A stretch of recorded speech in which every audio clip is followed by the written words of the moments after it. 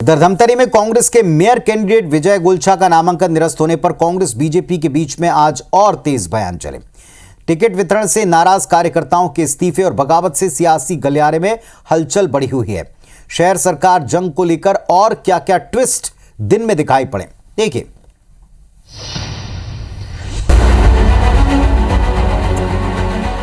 छत्तीसगढ़ में निकाय की जंग में दर दिन नए ट्विस्ट और क्लाइमैक्स आ रहे हैं। धमतरी में कांग्रेस के महापौर प्रत्याशी विजय गुलछा का नामांकन निरस्त होने के बाद सूबे का सियासी पारा हाई है। जिला निर्वाचन अधिकारी ने गुरुवार को भले ही एनओसी ना होने के चलते नामांकन निरस्त किया हो, लेकिन कांग्रेस इसका कसूरवार बीजेपी को ठहरा रही। गुरुवार देर रात कांग्रेस ने डैमेज कंट्रोल करने के लिए पीसीसी चीफ दीपक बैज की अध्यक्षता में बैठक बुलाई और धमतरी में मेयर प्रत्याशी को लेकर आगे की रणनीति पर चर्चा हुई। धमतरी की टेंशन से कांग्रेस उभरी नहीं थी कि देर रात रायपुर स्थित राजीव भवन में बड़ी संख्या में कांग्रेसी इस्तीफा देने पहुंचे और दीपक बैज से मुलाकात कर अपनी नाराजगी जाहिर की।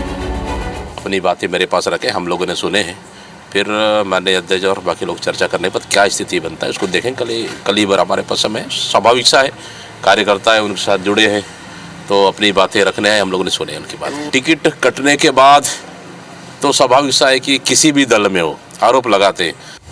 इधर शनिवार को कांग्रेस नेताओं ने धमतरी मामले पर राज्य निर्वाचन आयोग पहुंचकर ज्ञापन सौंपा। कांग्रेस नेताओं ने बीजेपी पर लोकतंत्र की हत्या का आरोप लगाया। अपने प्रॉपर रेमेडी के लिए बात की है कि हमको तत्काल निर्णय दिया जाए, जो कि 3 बजे तक टाइम है।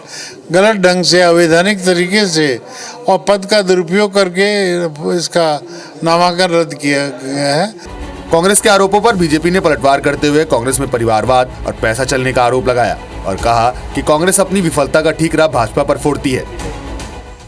देखिए, कांग्रेस के साथ यही दिक्कत है, अपनी विफलता, अपनी असफलता का ठीकरा हमेशा भारतीय जनता पार्टी पर ये फोड़ते हैं। गुटबाजी चरम सीमा पे कांग्रेस में है। कुछ लोग अपना वर्चस्व जमाने के लिए, कुछ लोग एक दूसरों को नीचा दिखाने के लिए और कांग्रेस एक गिरोह के रूप में अपने आप को स्थापित करने के लिए कुछ लोग लगे हैं। और इसीलिए एक सामान्य कार्यकर्ता का जब चुनाव होता है और उनके अनुकूल कुछ नहीं हो रहा तो ये विद्रोह की स्थिति तो बनेगी। कांग्रेस भले ही बीजेपी पर आरोप लगाए, लेकिन सच है कि चुनाव से पहले उसके घर में टिकट को लेकर जबरदस्त कलह मची हुई है। इस्तीफे का सिलसिला थमने का नाम नहीं ले रहा। हालांकि कार्यकर्ताओं के इस्तीफे और बगावत को लेकर पीसीसी चीफ दीपक बैज दो टूक एक्शन लेने की बात कह रहे।